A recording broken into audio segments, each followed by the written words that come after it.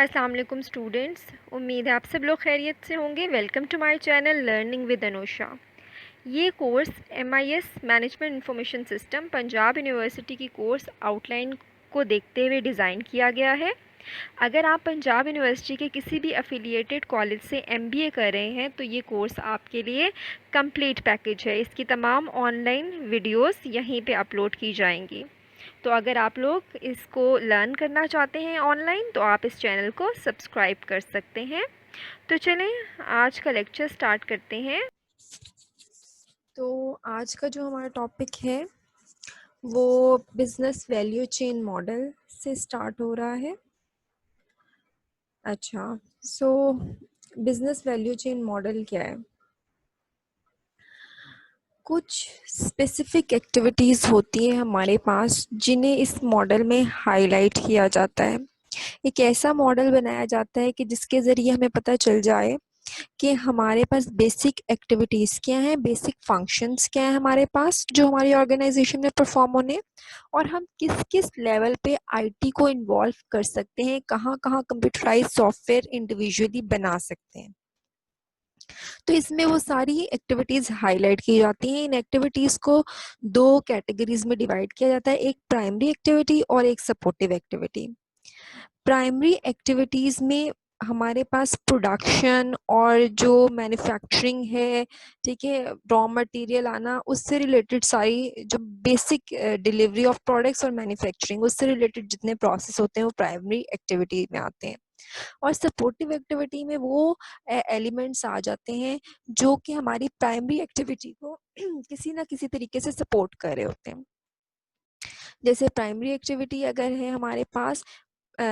Raw material purchase करना, तो supportive activity उसको किसी ने, जैसे HR हो गया जो हेल्प करेगा किसी ना किसी तरीके से, परचेजिंग एक्टिविटी हो गई, उसके अंदर प्रोक्योरमेंट हो गई, वो हेल्प करेगी किसी ना किसी तरीके से रॉ मटेरियल परचेज करने में। कुछ ह्यूमन रिसोर्स और कुछ फाइनेंस और कुछ इंफ्रास्ट्रक्चर, कुछ ना कुछ इस तरह का जो सपोर्ट करे कि वो परचेज हो जाए, तो उसे हम सपोर्टिव एक्टिविटी कहते हैं, जो सपोर्ट प्रोवाइड कर रही होती है हमारे बेसिक एक्टिविटी को परफॉर्म होने में। तो अभी हम इन्हें डिटेल में देख लेते हैं कि ये हैं क्या एक्टिविटीज। तो ये नेक्स्ट जो हमारे पास स्लाइड है, इसके अंदर यही एक्टिविटीज हैं कि प्राइमरी एक्टिविटीज बताई हुई है कि ये 5 प्राइमरी एक्टिविटीज हैं, ठीक है, जिनमें inbound logistic, operation, outbound logistic, marketing and sale and customer service, ये 5 जो है बेसिकली प्राइमरी एक्टिविटीज है जो हर ऑर्गेनाइजेशन में परफॉर्म होनी होनी है। इन पांचों को 4 सपोर्टिव एक्टिविटीज सपोर्ट करती हैं, जिसमें एडमिनिस्ट्रेशन है, ठीक है, जिसमें आपकी सपोर्ट सर्विसेज हो जाती हैं, कोऑर्डिनेशन हो जाती है एडमिनिस्ट्रेशन की तरफ से। ह्यूमन रिसोर्स है जो एम्प्लॉयज़ को हैंडल कर रही होती है। टेक्नोलॉजी होगी, टेक्नोलॉजी डेवलपमेंट के सॉफ्टवेयर्स क्या क्या बनने हैं और क्या क्या सॉफ्टवेयर बनाए जा सकते हैं, किस तरह से हेल्प दी जा सकती है इन सारी एक्टिविटीज़। प्रोक्योरमेंट क्या है हमारे पास कि हम लोग कुछ परचेज करना चाहते हैं, चाहे वो हम ऑनलाइन परचेज कर लें अपने बिजनेस के लिए, चाहे हम वैसे ही परचेज कर रहे होते हैं, परचेजिंग एक्टिविटी पर प्रोक्योरमेंट कहलाती है। अच्छा जनाब, तो ये हमारी जो 5 बेसिक एक्टिविटीज हैं, ठीक है, इनको 4 सपोर्टिव एक्टिविटीज सपोर्ट कर रही होंगी। और अगर हम इन एक्टिविटीज में इंफॉर्मेशन सिस्टम्स और इंफॉर्मेशन टेक्नोलॉजी को यूज कर लें, ठीक है, और इन ऑपरेशंस को एक्सीलेंसी के साथ परफॉर्म कर दें, तो उससे क्या फ़ायदा होगा कि हमारे एक एक ऑपरेशन जो है उसमें हमारी जो ऑपरेशनल एक्सीलेंस है वो बढ़ जाएगी, और हमारा एक एक ऑपरेशन जो आउटपुट देगा वो बहुत ज़्यादा वैल्यूएबल हो जाएगी ऑर्गेनाइजेशन के लिए, ठीक है, वो जो भी आउटपुट होगी उस पर्टिकुलर ऑपरेशन की, ठीक है, वो फाइनली वैल्यू ऐड करेगी ओवरऑल प्रोग्रेस में। तो हम लोग सारे ऑपरेशंस को किसी ना किसी तरीके से उसमें आईटी इन्वॉल्व करके, उसमें सॉफ्टवेयर्स बनाकर उनकी जो परफॉर्मेंस है उसे बेहतर बना सकते हैं। अच्छा, ये ऑपरेशंस होते हैं क्या, पहले ये डिटेल में देख लेते हैं। तो अगर हम सबसे पहले प्राइमरी एक्टिविटीज़ की बात करें तो उसके अंदर 5 मैंने बताया कि प्रोसेसेस हो रहे होते हैं। Inbound logistic, operations, outbound logistic, उसके बाद सेल्स है, सेल्स होंगी पहले, उस मार्केटिंग एंड सेल्स, उसके बाद आफ्टर सेल्स सर्विसेज प्रोवाइड की जाएंगी। सो इनबाउंड लॉजिस्टिक क्या होता है? आपकी कंपनी में जब आप किसी भी सप्लायर के साथ डील करते हैं और उससे रॉ मटेरियल वगैरह परचेज करते हैं, ठीक है, उसे ऑर्डर करते हैं कि हमें इस स्केड्यूल पे इतना इतना इतनी क्वांटिटी में रॉ मटेरियल प्रोवाइड कर देना, तो वो रॉ मटेरियल जो आप उससे परचेज कर रहे हैं, उसकी ट्रांसपोर्टेशन की हो रही है, वो किस किस स्केड्यूल पे आपके पास प्रोवाइड किया जाएगा रॉ मटेरियल, ठीक है, उसको किस तरह से स्टोर करना है आपने इन्वेंट्री में उस रॉ मटेरियल को, उसको जब प्रोडक्शन के वक्त उस रॉ मटेरियल की ज़रूरत है उसे आपने किस तरह से रेडीली अवेलेबल करना है उस प्रोडक्शन के पॉइंट पे, ये सब कुछ इनबाउंड लॉजिस्टिक में आता है। यानी हम लोग जो सप्लायर से रॉ मटेरियल परचेज कर रहे हैं, ठीक है, जो रॉ मटेरियल सप्लायर हमें प्रोवाइड कर रहा है उसकी पेमेंट्स भी करना, उसकी इन्वेंट्री मैनेज भी करना, उसकी ट्रांसपोर्टेशन मैनेज भी करना, यानी उसमें जितनी एक्टिविटीज इन्वॉल्व होंगी रॉ मटेरियल को हैंडल करने में, वो सब इनबाउंड लॉजिस्टिक में आएंगी। तो ये जो इनबाउंड लॉजिस्टिक है, इसके लिए हम automated just in time warehousing का सॉफ्टवेयर जो है वो बना सकते हैं। वेयर हाउसिंग क्या होता है कि जो हमारा, जहाँ पे हमारे मटेरियल बेसिकली पड़ा होता है, हमारा स्टॉक पड़ा होता है, उसकी सारी इंफॉर्मेशन को हैंडल करना, कितना स्टॉक आ चुका हुआ है, कितना माइनस हो गया है, यूज कितना हो गया, कॉस्ट कितनी आई, और बहुत सारी चीजें। तो सप्लायर्स के साथ भी उस सॉफ्टवेयर के थ्रू आप कांटेक्ट करें, सप्लायर को पता चल जाए कि आपका मटेरियल इस वक्त इतना कम हो चुका है, आप नेक्स्ट ऑर्डर प्लेस करना चाह रहे हैं, और इस तरह से, यानी इनबाउंड लॉजिस्टिक को, यानी रॉ मटेरियल के साथ सप्लायर की डीलिंग जो आप करें उसको आप, यानी सप्लाई चेन को मैनेज करने के लिए भी आप सॉफ्टवेयर बना सकते हैं। सो इनबाउंड लॉजिस्टिक जो है वो, उसमें आप सॉफ्टवेयर इन्वॉल्व कर सकते हैं। उसके बाद ऑपरेशन, ऑपरेशंस में हमारे पास, इनबाउंड में हमारे पास सारा रॉ मटेरियल आ गया। अब ऑपरेशंस में हम क्या करते हैं, उस रॉ मटेरियल को यूज करते हुए फिनिश गुड्स डेवलप करते हैं, मैन्युफैक्चरिंग करते हैं, ठीक है, यानी आपने प्रोडक्ट बना देनी है। अब हम प्रोडक्ट जब डिज़ाइन कर लेते हैं, डेवलप कर लेते हैं,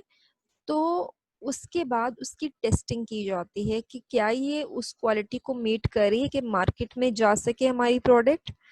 क्या हमारी product up to the mark है, ठीक है, उसकी पैकेजिंग, उस पे लेबलिंग जो आप कर रहे होते हैं, इस तरह की चीजें, ठीक है, वो सारा का सारा काम ऑपरेशंस में आ जाता है, यानी मैन्युफैक्चरिंग रिलेटेड काम सारा ऑपरेशन में आता है, जिसको आप फैक्ट्री में मशीन्स के जरिए हैंडल कर सकते हैं ऑपरेशंस को, ठीक है, इस पे भी सॉफ्टवेयर बनाए जा सकते हैं, प्रोसेस कंट्रोल सॉफ्टवेयर बनाए जा सकते हैं जो पूरा का पूरा कंप्यूटर एडेड होंगे और वो मैन्युफैक्चरिंग को सपोर्ट कर रहे होंगे। तो फैक्ट्री में जो आपके पास प्रोडक्ट बन रही होगी उसके लिए आप मशीनरी यूज कर सकते हैं, वो मशीनरी हैंडल हो रही होती है सॉफ्टवेयर से, तो उसके लिए आप अपने सॉफ्टवेयर, कस्टमाइज सॉफ्टवेयर बना रहे होते हैं। जैसे मैं टेक्सटाइल इंडस्ट्री की बात करूं, तो वहां पे अगर कपड़े पे प्रिंटिंग होनी है ना, कोई ग्राफिक्स वगैरह, तो उसके लिए भी क्या किया जाता है कि जो हमारे पास मशीनरी है ना, वो सारी की सारी सॉफ्टवेयर से, कंप्यूटर से अटैच की जाती है, और वो जो डिज़ाइंस होते हैं वो किसी यूएसबी या किसी डिवाइस के ज़रिए अटैच किए जाते हैं जो प्रिंटिंग होनी है,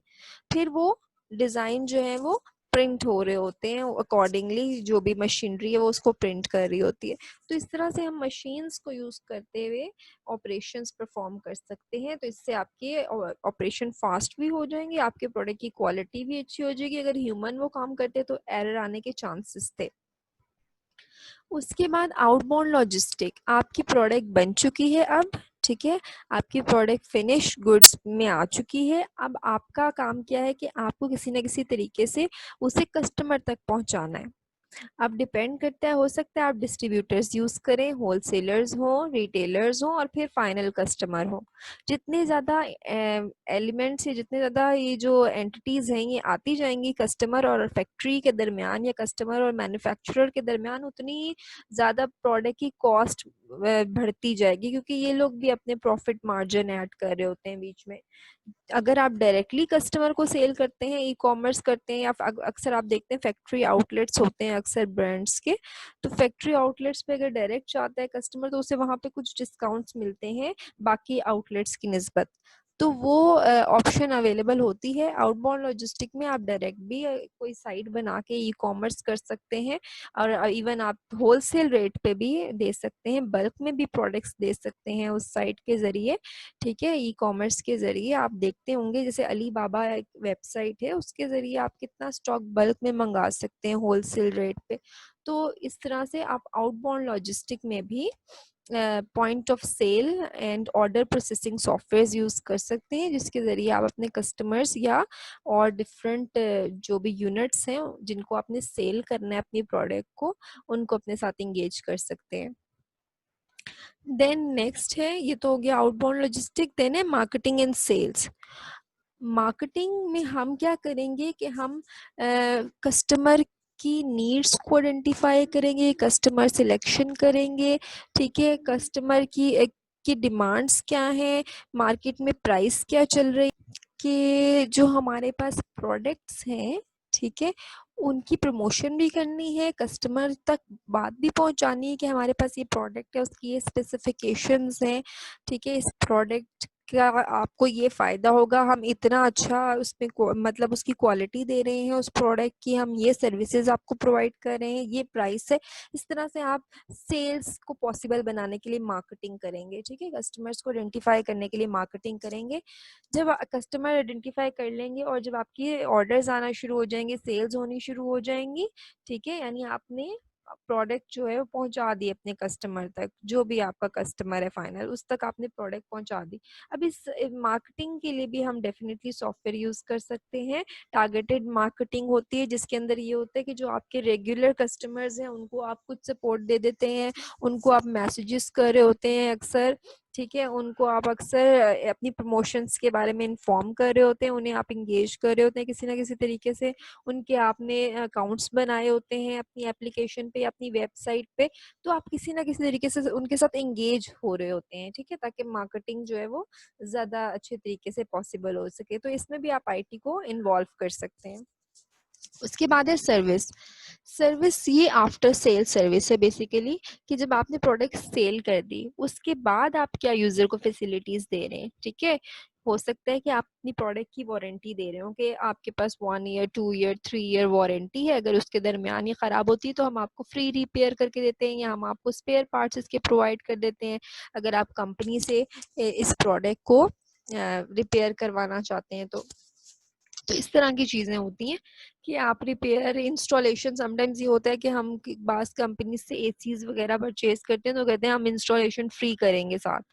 तो समटाइम्स ये भी होता है कि आप सॉफ्टवेयर परचेज करें किसी कंपनी से, ईआरपी सॉफ्टवेयर परचेज करें या सैप या कुछ इस तरह का, तब भी वो आएंगे और आपको इंस्टॉलेशन भी करके देंगे, ट्रेनिंग भी देंगे आपके एम्प्लॉयज को। ठीक है, कोई अपडेट्स वगैरह देनी है सॉफ्टवेयर में या प्रोडक्ट में, तो वो भी वो आफ्टर सेल सर्विसेज में आ जाता है। आपको कोई प्रॉब्लम आ रही है, आपको किसी कस्टमर रिप्रेजेंटेटिव से बात करनी है, वो भी सर्विस में आ जाता है। तो सर्विस में कि सेल हो चुकी हुई है, उसके बाद कंपनी आपको क्या फैसिलिटीज प्रोवाइड कर रही है। इसमें सर्विस में भी डेफिनेटली आप एक पूरा सॉफ्टवेयर बना सकते हैं जो आपके कस्टमर की कंप्लेंट्स को हैंडल करे। ठीक है, आप कस्टमर रिलेशनशिप मैनेजमेंट एक सॉफ्टवेयर बना सकते हैं, कस्टमर्स की टाइम टू टाइम जो उनके साथ आपकी डीलिंग्स हो, जो उनको इश्यूज हो जो वो रिपोर्ट कर रहे हो, जो उनका कंप्लेन का स्टेटस हो वो देख रहे हो, इस तरह का सॉफ्टवेयर आप प्रॉपर बना सकते हैं कस्टमर्स के लिए। तो हमने देखा कि जो 5 बेसिक एक्टिविटीज हैं, inbound logistic operation, outbound logistic, marketing and sale and customer service, इन सब में आप आईटी को इन्वॉल्व करके कंपैरेटिव एडवांटेज हासिल कर सकते हैं। उसके बाद हमारे पास है सपोर्टिव एक्टिविटीज़। सपोर्टिव एक्टिविटीज़ में इंफ्रास्ट्रक्चर आ जाता है, एडमिनिस्ट्रेशन और मैनेजमेंट, ठीक है।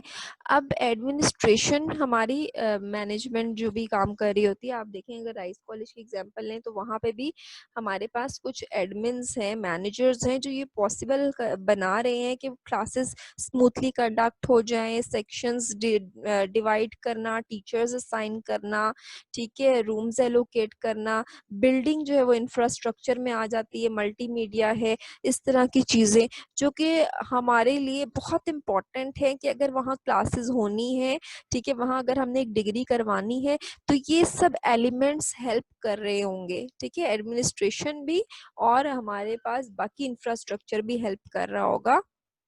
कि ये पॉसिबल हो जाए एक्टिविटी। तो एडमिनिस्ट्रेशन के लिए भी आप सॉफ्टवेयर डिज़ाइन कर सकते हैं जो उनको डिसीजन मेकिंग में हेल्प करें, ठीक है। मैनेजमेंट इंफॉर्मेशन सिस्टम बनाया जा सकता है एडमिनिस्ट्रेशन के लिए, कुछ कोलैबोरेटिव एनवायरनमेंट, कोई इस तरह का सॉफ्टवेयर जिसके ज़रिए वो ग्रुप मीटिंग्स भी कर सकें, ठीक है, ग्रुप वर्क कर सकें, अपनी एक्टिविटीज शेयर कर सकें, अपना मटेरियल शेयर कर सकें, इस तरह का सॉफ्टवेयर भी बनाया जा सकता है उनके लिए जिसके ज़रिए वो डिफरेंट एक्टिविटीज़ को मैनेज कर सकें। ह्यूमन रिसोर्स मैनेजमेंट जो है उसका काम ये होता है कि वो एम्प्लॉयज़ को मैनेज करे, उनके रिकॉर्ड को, उनकी पेरोल को, उनको अगर बेनिफिट्स देने, फॉर एग्जांपल किसी का ओवर टाइम है, किसी को हेल्थ बेनिफिट्स प्रोवाइड करने, किसी ने कोई अपना क्लेम किया है किसी से भी रिलेटेड, कोई किसी ने अपनी प्रोविडेंट फंड को क्लेम किया कि मुझे चाहिए, या कुछ भी इस तरह से उनके टैक्सेस जो डिडक्ट होने, इनकम टैक्स और जितने भी उनके टैक्सेस हैं जो गवर्नमेंट को पे करने हैं, उसके बारे में सारी डिटेल्स ये लोग देख रहे होंगे। इसके अलावा एम्प्लॉयज़ की हायरिंग देख रहे होंगे ये लोग, ठीक है। हायरिंग के अलावा ये किस एम्प्लॉय को किस जॉब डेजिग्नेशन पे हायर करना है और क्या उसकी रिस्पॉन्सिबिलिटीज़ होंगी, ये सब देख रहे होंगे। अगर कोई एम्प्लॉय आता है तो अगर वो उसको ट्रेनिंग रिक्वायर्ड है कंपनी की, क्योंकि हर कंपनी की अपनी पॉलिसीज है, अपने सॉफ्टवेयर्स हैं, अपने काम करने का तरीका है, तो उसको ट्रेनिंग्स अगर रिक्वायर्ड है किसी सॉफ्टवेयर या किसी भी एलिमेंट से रिलेटेड तो उसे ट्रेनिंग्स भी दी जाएंगी। तो ह्यूमन रिसोर्स जो है उसका काम ये होता है कि हैप्पी वर्किंग एनवायरनमेंट एक क्रिएट करें कि जिसमें वो एम्प्लॉयज़ को सुने और जो एम्प्लॉयज़ काम कर रहे हैं उनको फैसिलिटेट भी करें। तो उन सब के लिए जो है ये ह्यूमन रिसोर्स मैनेजमेंट काम करेगी। और एचआर मैनेजर्स के लिए डेफिनेटली सॉफ्टवेयर बनाया जा सकता है जो इंटरनल सॉफ्टवेयर हो सकता है, इंट्रानेट की फॉर्म में हो सकता है, और उसमें सारे एम्प्लॉयज़ के रिकॉर्ड सेव होंगे, उनके पेरोल और कैलकुलेशंस वगैरह जो भी होती हैं, उनकी सैलरी की, उनकी ग्रॉस सैलरी कितनी बन रही, वो सारी उसके अंदर हो जाएंगी, इनके बेनिफिट्स, उनके वर्किंग आवर्स कैलकुलेशन और सब कुछ एक ही प्लेटफॉर्म पे हो सकेगा। तो ये सॉफ्टवेयर जो है सपोर्ट उनको यहाँ पे प्रोवाइड की जा सकती है। उसके बाद है टेक्नोलॉजी। डेफिनेटली टेक्नोलॉजी में आपके पास टेक्नोलॉजी डेवलपमेंट में आप कोशिश ये करें कि जो भी आईटी की के टूल्स यूज़ हो रहे हैं उन्हें कौन डिज़ाइन कर रहा है, ठीक है, उनके स्पेशलिस्ट कौन है, उनसे वो डेवलपमेंट करवाना कि किस किस लेवल पे आपको आईटी इन्वॉल्व चाहिए, आपको अपने किस प्रोसेस को कंप्यूटराइज करना है, आपको किस तरह से कंप्यूटराइज प्रोसेसेस को हैंडल करना है, ट्रेनिंग्स किस तरह से देनी है लोगों को, ये सब कुछ यहाँ पे आप लोग टेक्नोलॉजी में हैंडल करेंगे। उसके बाद है procurement. Procurement is a purchasing activity कि इसमें आप जितनी भी चीज़ें आप मैन्युफैक्चरिंग कर रहे हैं, आप अपनी फैक्ट्री के लिए कोई चीज़ परचेज कर रहे हैं, वो भी प्रोक्योरमेंट में आ गया। आप रॉ मटेरियल पर परचेज कर रहे हैं, वो भी प्रोक्योरमेंट में आएगा। आप अपनी फॉर एग्जांपल कोई काम, आप जो भी काम कर रहे हैं, जैसे फॉर एग्जांपल आपने क्या किया कि आपने डिस्ट्रीब्यूटर्स तक या फिर कस्टमर्स तक प्रोडक्ट डिलीवर की, तो जो डिलीवरी कॉस्ट आप पे कर रहे हैं वो भी परचेजिंग में आएगा, ठीक है। यानी आप जहाँ जहाँ कुछ परचेज कर रहे हैं अपने प्राइमरी एक्टिविटीज में, वो सारी की सारी प्रोक्योरमेंट कहलाती है। कि कुछ आपने, जैसे आपने फॉर एग्जांपल ऐड चलवाना है टीवी पे, या आपने यूट्यूब के किसी चैनल पे ऐड अपना दिखाना है, ठीक है, अपनी कंपनी का, अपने प्रोडक्ट का, तो ये सब क्या होगा, प्रोक्योरमेंट एक्टिविटी में आएगा। कि आप जिस लेवल पे भी, चाहे आप सेल्स एंड मार्केटिंग में कुछ परचेज कर रहे हैं,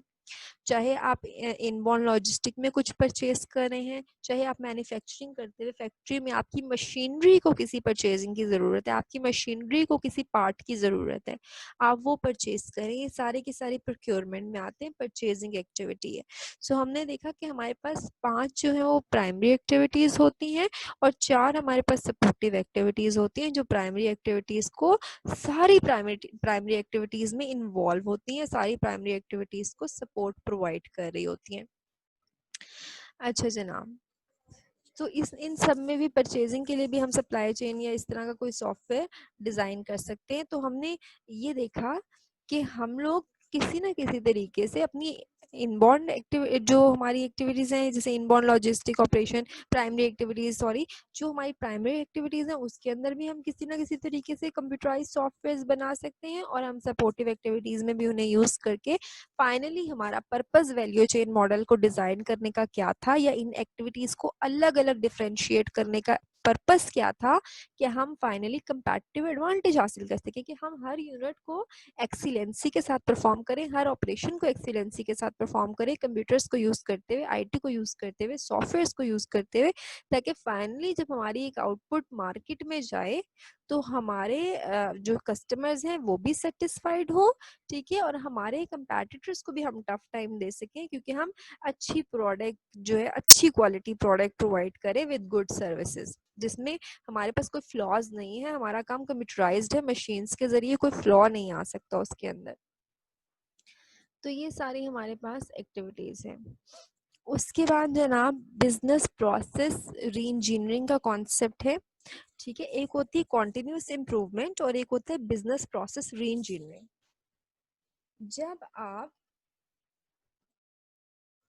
काम करने के तरीके को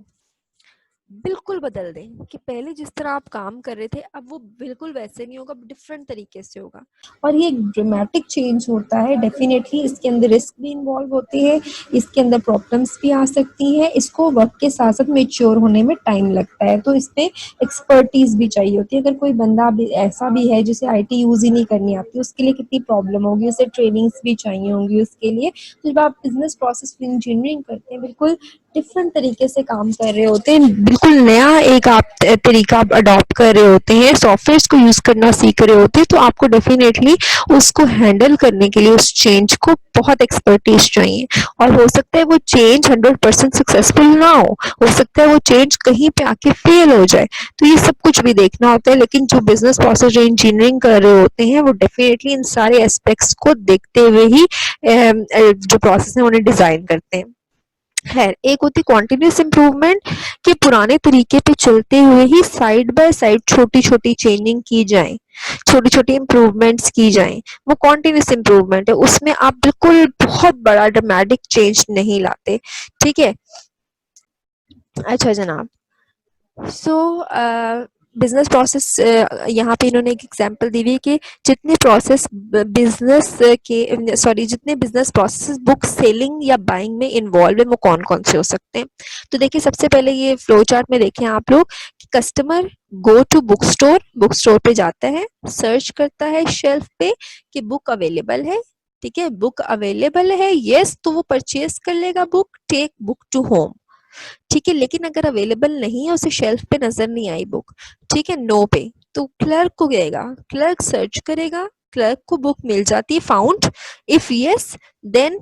कस्टमर परचेज करेगा, take book to home, but if no तो वो इससे इंक्वायर करेगा क्या मैं आपके लिए बुक ऑर्डर कर दूं, ठीक है। अगर वो कहेगा कि ओके यस, तो फिर ऑर्डर का प्रोसेस स्टार्ट होगा, पूरा कंप्लीट ही जो नीचे वाला है। लेकिन अगर वो कहेगा नो, तो वो किसी और बुक स्टोर पे चला जाएगा जिसे जहां से उसे बुक मिलनी होगी। अगर वो कहता है कि ठीक है ऑर्डर कर दे मेरे लिए, मैं बुक ले लूंगा आपसे, तो अगर येस है तो फिर क्लर्क के पास आएगा, ठीक है। कंट्रोल क्लर्क क्या करेगा, सबसे लास्ट में जो है क्लर्क करेगा, प्लेस करेगा ऑर्डर, ठीक है। जब बुक आ जाएगी तो बुक रिसीव करेगा और कस्टमर को नोटिफाई करेगा कि आपकी बुक आ चुकी है। फिर कस्टमर रिटर्न टू स्टोर, यानी स्टोर में वापस जाएगा, बुक परचेज करेगा और टेक बुक टू होम। यानी सारे बिजनेस प्रोसेस जो जो इन्वॉल्व हो सकते थे उन्होंने बता दिए यहाँ पे बुक सेलिंग एंड बाइंग में। ये मैनुअल तरीका पहले काम हो रहा है, ठीक है। अगर इसको हम बिजनेस प्रोसेस री इंजीनियरिंग के जरिए चेंज करना चाहें, ठीक है, तो किस तरह से हो सकता है कि ये जो डायग्राम है नीचे अगर आप ये देखें कि वो ऑनलाइन जाता है, ऑनलाइन हमने काम कर दिया, अब हमने बुक स्टोर ऑनलाइन बना दिया, वहीं पे सेल होंगी बुक, उसको ईमेल में बुक भी मिल जाएगी, ठीक है। यानी अब उसे फिजिकली जाने की जरूरत नहीं, किसी क्लर्क के साथ डील करने की जरूरत नहीं। तो क्या होगा, एक्सेस ऑनलाइन बुक स्टोर, ठीक है, सर्च करेगा ऑनलाइन कैटेगरी, वहां पे एक ऑप्शन आ रही होगी उसके पास कि कौन सी बुक है, वहां पे सर्च करेगा कैटलॉग में बुक को, अगर बुक अवेलेबल है यस, तो अपना ऑर्डर और पेमेंट डिटेल्स और अपने कार्ड का जो भी जिससे पेमेंट कर रहा होगा सारी वो एंटर कर देगा, फॉर्म फिल कर देगा अपना, ठीक है, और ईमेल में बुक रिसीव हो जाएगी। लेकिन अगर नहीं उसे मिलती, ठीक है, तो वो किसी और बुक स्टोर पे जाएगा ऑनलाइन ही, ठीक है, ऑनलाइन किसी और बुक स्टोर पे जाएगा और फिर उसकी कैटलॉग सर्च करेगा। तो अगर वहां मिल जाएगी तो वो परचेज करेंगे, इस तरह से एक्टिविटी होगी ऑनलाइन। तो इसकी बेस्ट एग्जांपल मैंने आपको दी कि आप अपनी जो क्लासरूम के इसकी की सिचुएशन हमारी ऑनलाइन हो गई, चेंज हो गई, अगर बिजनेस प्रोसेस री इंजीनियरिंग हो आए आपके पास पेपर में, तो आप प्रॉपर थॉरली ये जो ऑनलाइन सिस्टम अब एजुकेशन सिस्टम और क्लासेस वाला चल रहा है, ये बिजनेस प्रोसेस इंजीनियरिंग की ही एग्जाम्पल है, आप ये एज एन एग्जाम्पल रख सकते हैं।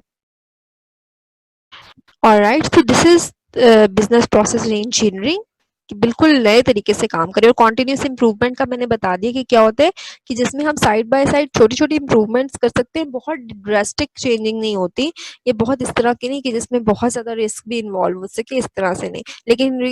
जो री इंजीनियरिंग होती है उसमें रिस्क भी इन्वॉल्व होता है, और उसमें ऐसा भी हो सकता है कि आपका जो एक डिसीजन है वो गलत साबित हो जाए, नुकसान हो जाए उस डिसीजन में। ओके, लास्ट स्लाइड के इंटरनल और एक्सटर्नल जो सोर्स है आपके स्ट्रेटेजिक इंफॉर्मेशन सिस्टम का या किसी भी इंफॉर्मेशन सिस्टम का, ठीक है, इंटरनल इंफॉर्मेशन या एक्सटर्नल इंफॉर्मेशन, वो क्या होती है। इंटरनल जो डेटा है आपके पास वो कहाँ से आता है, वो आपकी कंपनी के अपने जो ऑपरेशंस होंगे। देखिए हर कंपनी में 4 बिजनेस ऑपरेशंस परफॉर्म हो रहे होते हैं, 4 बेसिक बिजनेस ऑपरेशंस। एक होता है हर कंपनी में मैन्युफैक्चरिंग का बिजनेस ऑपरेशन, ठीक है, मैन्युफैक्चरिंग एंड प्रोडक्शन। एक होता है हर कंपनी के अंदर एचआर का बिजनेस ऑपरेशन। एक होता है अकाउंटिंग एंड फाइनेंस का बिजनेस ऑपरेशन, हर कंपनी में ये काम हो रहा होता है, ठीक है। इसके अलावा सेल्स एंड मार्केटिंग, ये 4 बिजनेस ऑपरेशंस जो है वो हर कंपनी में होते हैं और इनसे रिलेटेड डाटा भी सेव हो रहा होता है। तो इंटरनल इन्फॉर्मेशन इन्हीं बिजनेस ऑपरेशंस से आती है हमें, हमारी कितनी प्रोडक्शन हुई, ठीक है, जिसे ऑपरेशंस में लाया जाता है, ठीक है। फिर उसके बाद मेंटेनेंस करनी है, कॉस्ट कितनी आ रही है, फाइनेंस किस तरह से हमारा है, हमारी बिजनेस स्टेटमेंट्स किस तरह से बन रही हैं, हमारे पर्सनल्स उनकी सैलरीज, ईच एंड एवरीथिंग, ठीक है, हमारे कस्टमर्स उनकी डिमांड्स, सब इंटरनल इंफॉर्मेशन में आ जाते हैं। यानी हमारी कंपनी के अंदर जो जो ट्रांजेक्शन होती है और जिसका हम डेटा स्टोर करते हैं वो सब इंटरनल इंफॉर्मेशन में आता है, और हमारे बड़े बड़े डिसीजन हमारी इंटरनल इंफॉर्मेशन पे डिपेंडेंट होते हैं, ठीक है। रिसर्च कहती है कि 65% डेटा हम लोग इंटरनल जो डेटा होता है हमारा उसको हम कंसीडर करते हैं किसी भी डिसीजन को अगर आपने लेना है तो उसके लिए। तो ये दो, लेकिन एक्सटर्नल डेटा को भी हम इग्नोर नहीं कर सकते, ये बहुत हेल्पफुल है। एक्सटर्नल डेटा में हमें पता चल जाता है कि मार्केट में इस वक्त क्या चल रहा है, मार्केट की डिमांड क्या है, जो मार्केट में कस्टमर्स हैं उनकी डिमांड क्या है, ऑलरेडी जो हमारे कंपेटिटर्स बैठे हुए वो क्या पॉलिसीज फॉलो करें, वो क्या फैसिलिटीज दे रहे हैं कस्टमर्स को, ठीक है, वो क्या प्राइसेस सेट करके बैठे हुए हैं, उनकी क्वालिटी क्या है, ठीक है। तो हमें हमारे कंपेटिटर्स और जो कस्टमर्स की वैसे एक ओवरऑल मार्केट की सिचुएशन है उसको भी हमें देखना पड़ता है ताकि हम बेस्ट डिसीजंस ले सकें। तो इंटरनल डाटा जो हमारी कंपनी की ट्रांजैक्शंस, जो जो हमारी कंपनी में सेल्स हो रही हैं, रॉ मटेरियल आ रहा है, मैन्युफैक्चरिंग हो रही है, सप्लाई क्या है, डिमांड क्या है, कितना प्रॉफिट हो रहा है, कितना लॉस हो रहा है, सारी इंटरनल इन्फॉर्मेशन होगी। ये हमारी कंपनी की अपनी इन्फॉर्मेशन है, इसको देखते हुए भी हम इंफॉर्मेशन सिस्टम डिजाइन कर सकते हैं और अपने स्ट्रेटजीज को डेफिनेटली बना सकते हैं कि हम किस तरह से मार्केट में कम्पीट कर सकते हैं। प्लस हमारे कंपेटिटर्स क्या कर रहे हैं वो मार्केट रिसर्च भी कर सकते हैं, हम उस पर सर्वेस करवा सकते हैं, हम क्वेश्चनियर्स दे सकते हैं, कस्टमर से फीडबैक ले सकते हैं, ठीक है, रिसर्च कर सकते हैं मार्केट की कि इस वक्त मार्केट की कंडीशन क्या है, सैम्पलिंग कर सकते हैं, इन्फॉर्मेशन कलेक्ट कर सकते हैं, कस्टमर का फीडबैक ले सकते हैं, ताकि हमें अपनी प्रोडक्ट के बारे में ज़रा इन्फॉर्मेशन मिल जाए, कस्टमर क्या सोच रहे हैं हमारी प्रोडक्ट के बारे में। तो एक्सटर्नल डेटा भी हमें हेल्प कर रहा होता है कि हम अपनी बिजनेस इंटेलिजेंस को इम्प्रूव कर सके, और इंटरनल डेटा भी हमें हेल्प कर रहा होता है। तो ये इंटरनल एक्सटर्नल डेटा में बहुत कुछ लिखा जा सकता है, ठीक है, मार्केट के बारे में। ठीक है, इंटरनल डेटा पे अगर आप लिखने हैं, अगर आपको पेपर में आए इंटरनल डेटा पे आप लोग लिखें सारे इंटरनल ऑपरेशंस के बारे में डिटेल्स में बताएं, ठीक है, सेल्स वगैरह होती हैं, और जो भी हमारे पास मैन्युफैक्चरिंग हो रही है, ठीक है, जैसे डिमांड आती है सप्लाई इंक्रीज हो जाती है, ठीक है, हमें मैन्युफैक्चरिंग ज़्यादा करनी पड़ती है, उसकी सारी इन्फॉर्मेशन हम रिकॉर्ड कर रहे होते हैं, हमारी ट्रांजेक्शन सारी रिकॉर्ड हो रही होती है, तो सारा डाटा हमारे पास इंटरनली जो जो प्रोग्रेस चल रही थी वो सब के सब इंटरनल इन्फॉर्मेशन में आएगी। एक्सटर्नल में हमारे पास मार्केट रिसर्च आ जाएगी, तो इसको एलेबरेट करके लिखा जा सकता है विद एग्जाम्पल्स, ठीक है। तो ये इंटरनल और एक्सटर्नल जो सोर्स है वो काफ़ी हेल्पफुल होते हैं, ताकि आप ऐसी डिसीजंस ले सकें, ऐसी स्ट्रेटजीज बना सकें जो आपको मार्केट में एक मुकाम दे सकें, और आप मार्केट में कस्टमर्स को भी इंगेज रखें अपने साथ, और कंपेटिटर्स को भी आप लोग टफ टाइम दें। तो जनाब लेक्चर मेरा यहाँ